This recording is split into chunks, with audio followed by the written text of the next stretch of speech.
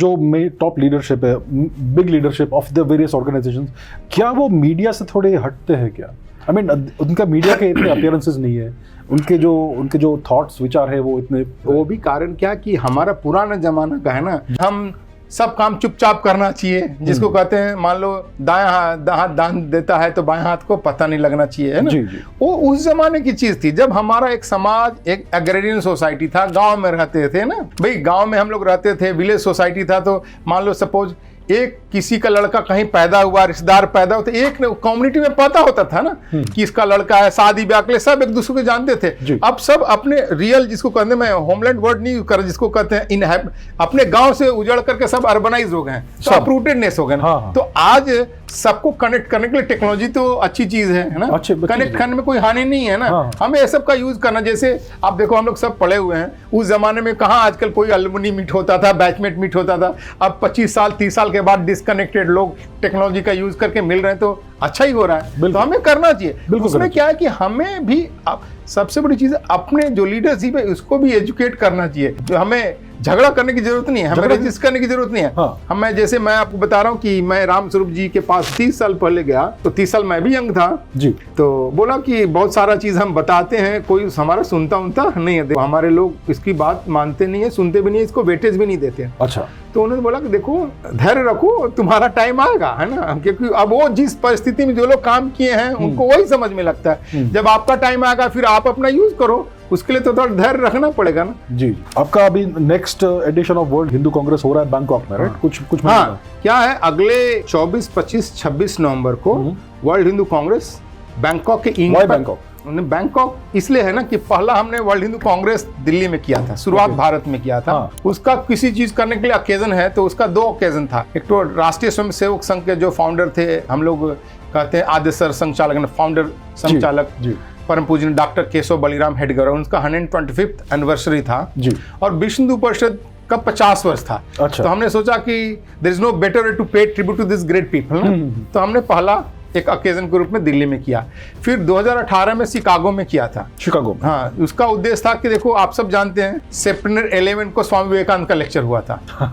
आज सितंबर 11 को twin tower तोड़ दिया जी। फिर हमारा सितंबर 11 वहां दब गया, उनका ही सितंबर 11 में ट्विन टावर डिस्ट्रक्शन है ना, का डिस्ट्रक्शन वही हावी हो गया। हाँ। फिर अमेरिका में करने के पीछे था कि एक अमेरिकन लोगों को रिमाइंड कराना कि वन सिविलाइजेशन ने आपके ट्विन टावर को तोड़ दिया सितंबर 11 को, और एक ने आपको यूनिवर्सल मैसेज दिया ब्रदरहुड का, है ना, आपको किसको स्वीकार करना, तो यू डिसाइड, है ना। तो उसके लिए स्वामी विवेकानंद के वही ओकेजन 125th एनिवर्सरी था शिकागो लेक्चर का, शिकागो में किया था उसी पीरियड में। फिर भारत से करके वेस्ट में गए, तो हमने कहा हमारा जैसे अभी डिस्कशन में कहा कि कल्चरल कॉमनवेल्थ का हमारा इलाका है, Indonesia, Malaysia, Laos, Cambodia, Vietnam, Thailand, तो आसियान के रीजन कह सकते हैं, और आसियान का हब थाईलैंड है ना। तो हमने कहा इस बार थाईलैंड ही करते हैं, स्वर्ण भूमि, हाँ स्वर्ण भूमि है ना, तो ये यहाँ करते हैं। तो इसलिए हमने डिसाइड किया था वर्ल्ड हिंदू कांग्रेस वहाँ एक्चुअली 2022 में होने वाला था। अच्छा। 4 साल के बाद, लेकिन कोरोना कारण में 2023 में किया, और इसका भी ओकेजन था एक्चुअली, फिर कोरोना कारण बदल गया, नहीं तो इसका ओकेजन था। मैं मानता हूँ हिस्टोरिकली सही भी है कि दुनिया में पहला हिंदू मूवमेंट शुरुआत करने वाले थे आर्मुगम नावलर, वो श्रीलंका में पैदा हुए थे, वो 1822 में पैदा हुए थे, उनका पिछले साल 22 सेंटेनरी ईयर था। 22 सेंटेनरी। हिंदू समाज ऐसे भूल गया, हमने कहा उसको रिवाइव करते, हिंदू समाज की मेमोरी में लाते हैं। अच्छा। तो इस साल क्या, इस साल हम 3 चीज उस पर मेमोरी में देंगे। एक तो उनको भी रिकॉग्नाइज करते हैं, उनका 22 सेंटेनरी जो हम कोरोना काल में नहीं, उसको भी रिकॉग्नाइज करते हैं। और स्वामी दयानंद सरस्वती जो आर्य समाज के फाउंडर थे, उनका भी अब 22 सेंटेनरी ईयर 23-24 में है, वो भी है। और शिवाजी के जो हिंदू पद पातशाही की स्थापना का भी 350वां वर्ष है। तो ये 3 ओकेजन हो जाता है, तो ये सब हमारे कॉमेमोरेशन में है। तो आप क्या क्या करेंगे इस इवेंट में? इवेंट में वही देखो, इकोनॉमी पर जो चर्चा है ना, तो इकोनॉमी में है भारत और आसियान का मैन्युफैक्चरिंग कोलैबोरेशन होना चाहिए, किन किन एरिया में होना चाहिए, कि manufacturing is important for business economy. फिर दूसरा सेक्शन है वहाँ पर फाइनेंस है, फिनटेक, फंड रेजिंग है, टेक्नोलॉजी है, स्टार्टअप्स है, फिर एग्रीकल्चर है। थाईलैंड एग्रीकल्चर का बहुत बड़ा हब है ना, तो हमें उससे कैसे बेनिफिट होना चाहिए, क्या सीखना चाहिए, अपने एग्रीकल्चर को कैसे प्रॉफिटेबल करना चाहिए। फिर हेल्थ केयर है, मेडिकल टेक्नोलॉजी है, मेडटेक है, इन सब चीज़ों को लेकर के इकोनॉमी बोला है। एकेडमिया का भी है कि ग्रोइंग इकोनॉमी है, किस तरह से हमारे एजुकेशन को ऐसा फॉरवर्ड लुकिंग बनाना है। देखो कितना ट्रेजेडी कि भारत से 1.8 मिलियन बच्चे विदेश पढ़ने जा रहे हैं। जी बिल्कुल। और $80 बिलियन पैसा जा रहा है जी। आज इंडियन रुपी में हम कहते हैं 6.5 लाख लाख करोड़ रुपया पैसा जा रहा है ना।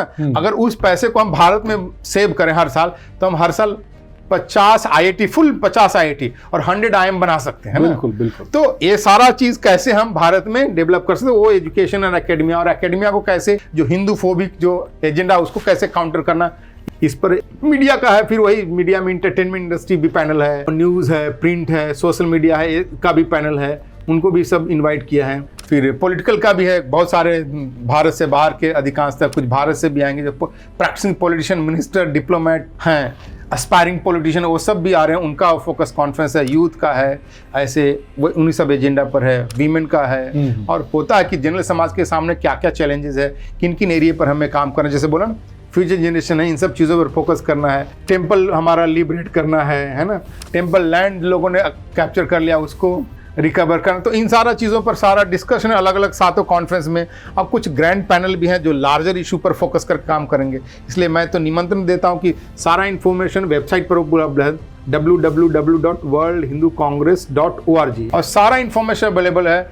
मैं तो आपके पॉडकास्ट के माध्यम से हिंदू समाज जो भी सुन रहा है, जहाँ पर भी सुन रहा है, उनको निवेदन करता हूँ कि वो लोग आए, इसको पार्टिसिपेट करें। और ये हिंदू मूवमेंट का एक पार्ट ऑफ हिंदू मूवमेंट है, जिसको हम कहते हैं हिंदू आइडेंटिटी को दुनिया में विजिबल, एक्सेप्टेबल, रेस्पेक्टेबल बनाने का एफर्ट्स है। और हम लोग सबको मिलकर के हिंदू को फैशनेबल एंड कूल वर्ड बनाना है। और ये जो पूरा कॉन्फ्रेंस होगा, उसके प्रोसीडिंग्स आप लाइव टेलीकास्ट करेंगे? उसमें तो हर बार होता ही है, लेकिन हम चाहते हैं कि लोग अटेंड भी करें, लेकिन लाइव स्ट्रीम करेंगे तो आपका आउटरीच नहीं करेंगे, सब करते हैं। सारा चीज टेक्नोलॉजी की हम बात करते हैं, टेक्नोलॉजी का सारा यूज होता है।